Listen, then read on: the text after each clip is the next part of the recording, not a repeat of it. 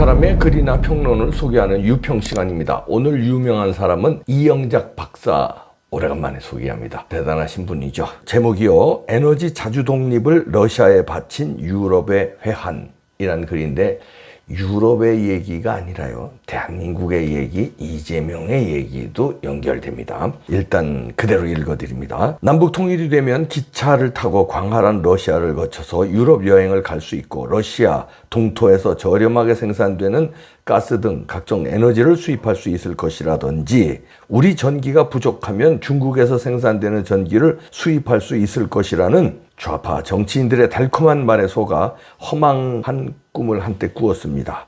아니 지금도 좌파들은 아직도 꿈을 꾸고 있을 것입니다. 문재인 좌파들의 종주국인 중국은 심각한 전력난을 겪고 있습니다. 좌파들이 중국에 전력을 공급하여 고통에 동참하자는 소리를 내지 않는 것이 신기할 따름입니다. 에너지 자주 독립을 러시아에 바친 유럽은 엄청난 고통을 겪고 있습니다.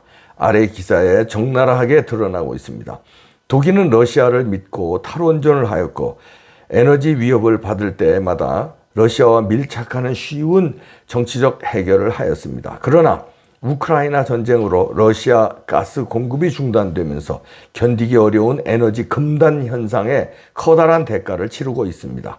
우크라이나는 나토에 가입하여 러시아의 위협에서 독립되고자 하였지만 러시아의 값싼 가스에 취한 유럽은 반대하였고 유럽을 에너지 인질로 잡은 푸틴은 우크라이나 강탈 전쟁을 시작한 것입니다.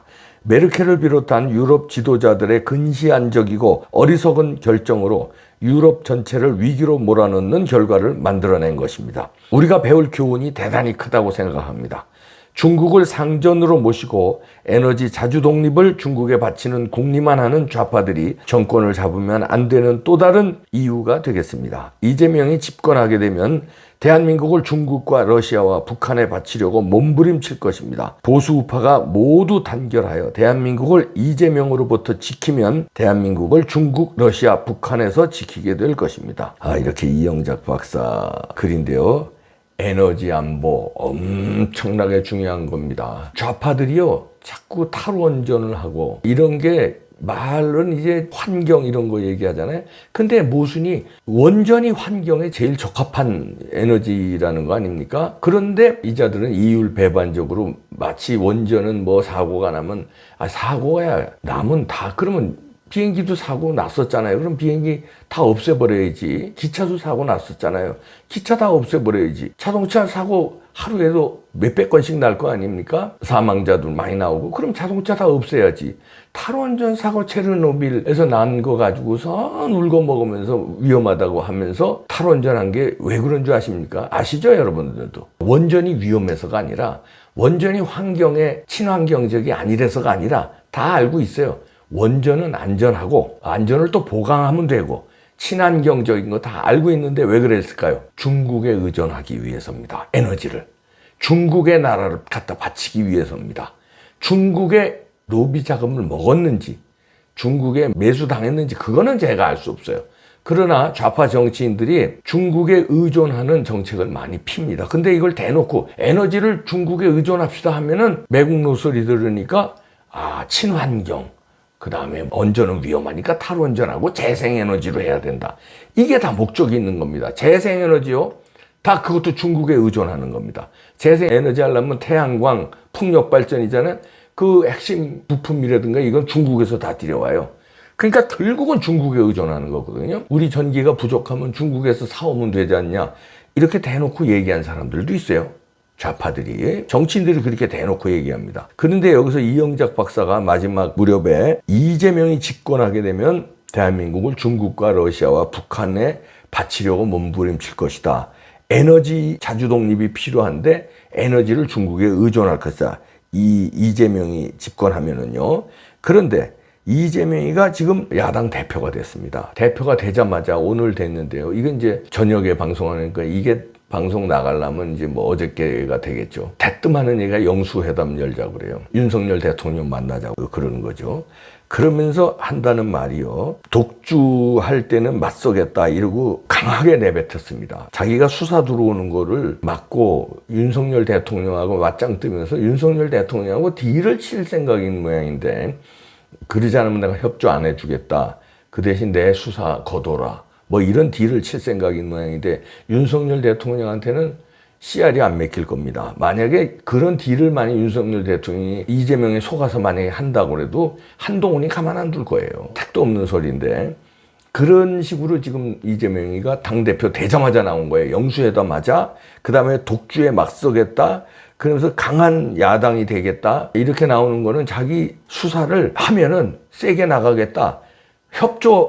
야당의 협조를 받으려면 내 수사를 멈춰라. 이런 식으로 이제 스탠스를 잡을 건데요. 그러고서는 다음 차기 대통령의 이제 발판을 마련할 겁니다. 이재명이가 대통령 되면은요, 끔찍해집니다. 이영작 박사의 분석대로 에너지를 중국에 의존할 겁니다. 지금요, 이재명이가 대놓고 이번에 민주당 대표 토론에서도 박용진하고 뭐 TV 토론했잖아요. 여기서도 에너지 산업을 서남해안 핵심 산업으로 만들겠다고 합니다. 서해안, 남해안. 여기 중국하고 가깝잖아요. 그러니까 에너지 산업을 중국에 다 의존하겠다는 거예요.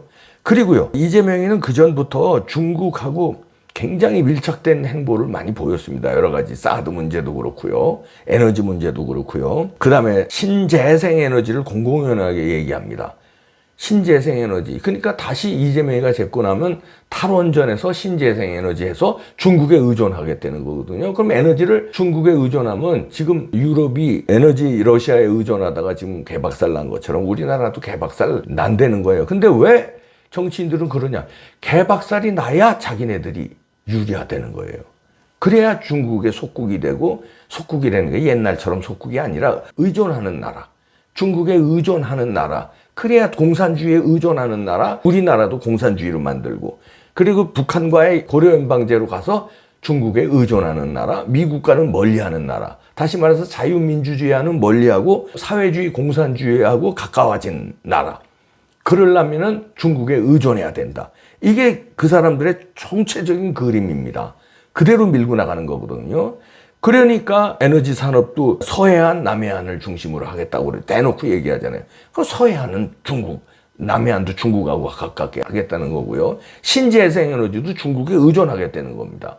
결국은 중국에 의존하는 에너지 정책을 펼치겠다는 게 이재명이기 때문에요. 이재명이가 대통령 다음에 되면은 큰일 납니다. 그러려면 어떻게 해야겠습니까? 한동훈의 어깨에 달려 있습니다. 기소를 해서 유죄를 만들어내면요, 10년 동안 피선거권이 박탈당합니다. 피선거권이라는 건 대통령 선거에 나오질 못해요. 정치 생명을 끊어놔야 됩니다. 정치 생명을 이번에 끊어놓지 못하면 이재명이는 당대표로서 권한을 방탄 옷을 입고 다음 총선에 자기 식구들을 쭉 깔은 다음에 힘을 더 축적한 다음에 다음 대선에 또 도전할 겁니다. 그럼 이재명이 대통령 될 수 있어요. 무슨 짓이든지 하는 사람이에요. 이번에도 0.7%로 간신히 우리가 이겼는데 부정선거 들어왔다고 봐야 됩니다. 그러면 다음에는 더 철저하게 부정선거 할 거예요. 대통령 선거 다음에 어렵습니다. 집니다. 그런데 이재명을 여기서 죽이지 않으면 정치적으로 유죄를 받아내야 10년 동안 선거에 못 나가요.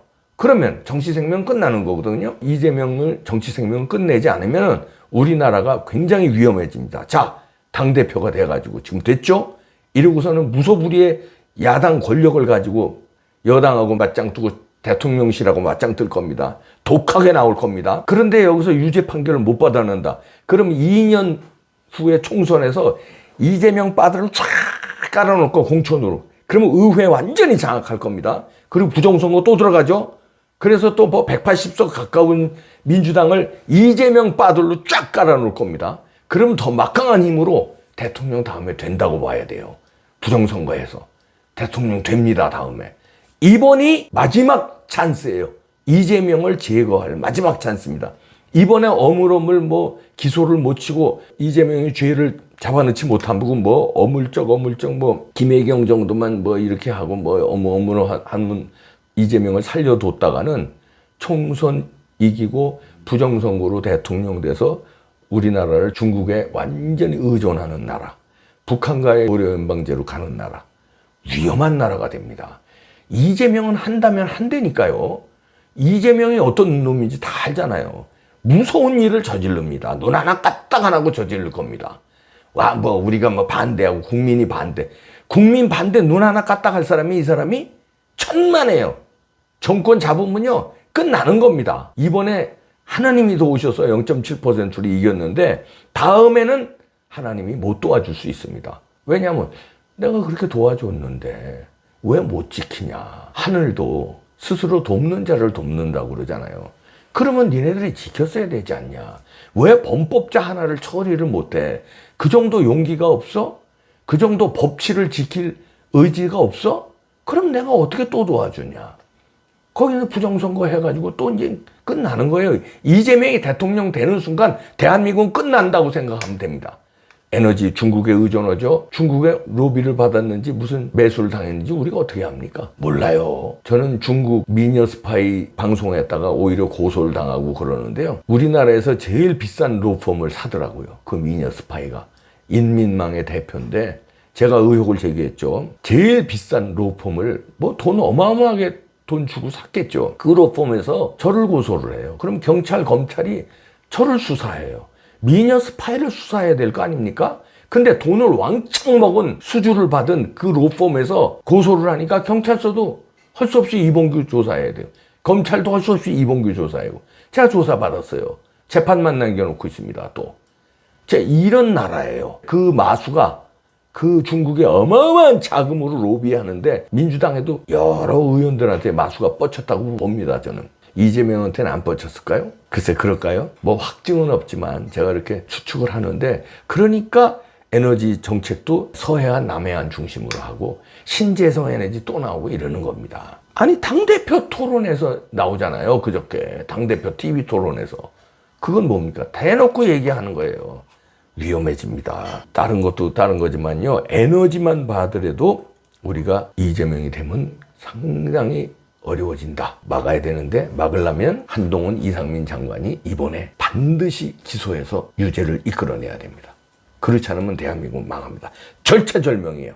화이팅! 네, 당신들 손에 달려 있습니다. 나라의 운명이요.